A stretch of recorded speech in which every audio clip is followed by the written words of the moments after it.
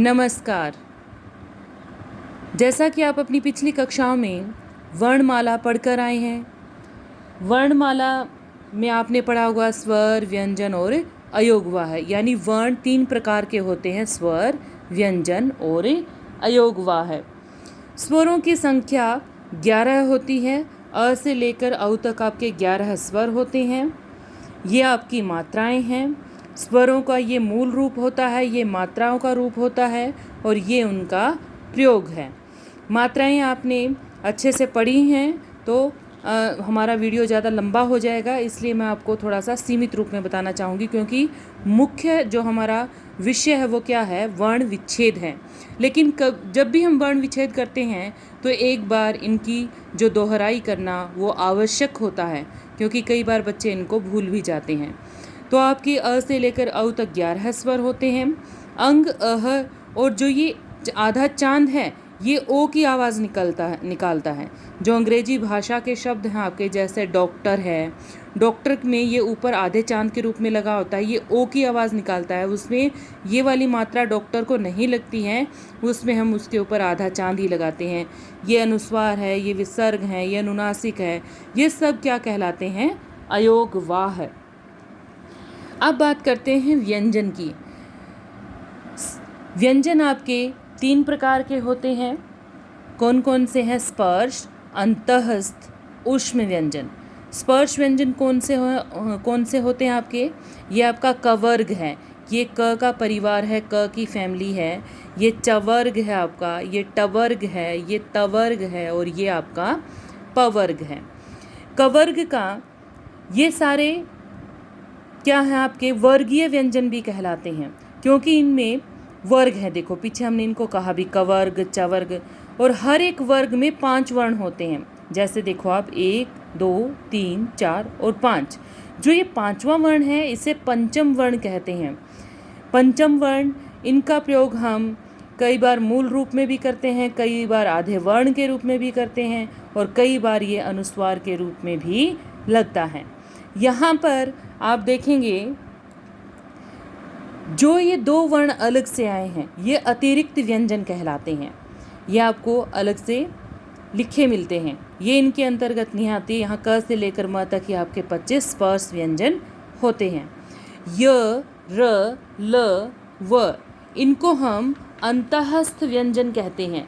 य, र, ल और व को अंतःस्थ व्यंजन कहा जाता है। श, श, स, ह, ये आपके ऊष्म व्यंजन कहलाते हैं। ऊष्म का मतलब होता है गर्म। जब भी हम इनका उच्चारण करते हैं तो हमारे मुंह से हवा थोड़ी गर्म होकर निकलती है। यहाँ क से लेकर ह तक 25 तो ये हो गए थे, म तक, और उसके बाद 4 + 29 और +4 आपके 33। तो क से लेकर ह तक आपके 33 व्यंजन होते हैं। अगर आपसे पूछा जाए स्वर और व्यंजन संख्या में कितने होते हैं तो आप कहेंगे 11 स्वर + 33 व्यंजन, यानी कुल 44 होते हैं। अगर आपसे पूछा जाए हिंदी भाषा में कुल कितनी ध्वनियाँ हैं तो ध्वनियाँ आपकी 52 हैं। तो 52 कैसे हैं वो भी एक बार आप समझ लें। आपके 11 स्वर हो गए, 11 + आपके 33 व्यंजन हो गए, यानी 44। उसके पश्चात आपके 2 ये हो गए अतिरिक्त व्यंजन, यानी 46। उसके पश्चात आपके 4 बचते हैं ये संयुक्त व्यंजन, इनके ऊपर भी हम चर्चा करेंगे। 46 और 4 50। उसके पश्चात आपके अंग और अह प्लस में 2 ये हो गए आपके कुल 52 वर्ण। संयुक्त व्यंजन की बात करते हैं। संयुक्त व्यंजन इनका नाम क्यों है? क्योंकि ये 2 अलग अलग व्यंजनों के संयोग से मिलकर बने हैं। जैसे ये है आपका क्ष, क्ष में आपका क, श और अ आता है। त्र में आपका त, र और अ आता है। ज्ञ, इसमें आपका ज + य + अ आता है। श्र, इसमें आपका श + में र + में अ आता है। ये संयोग से बने हैं, दो अलग अलग व्यंजनों के संयोग से बने हैं, इसलिए इन्हें हम कहते हैं संयुक्त व्यंजन।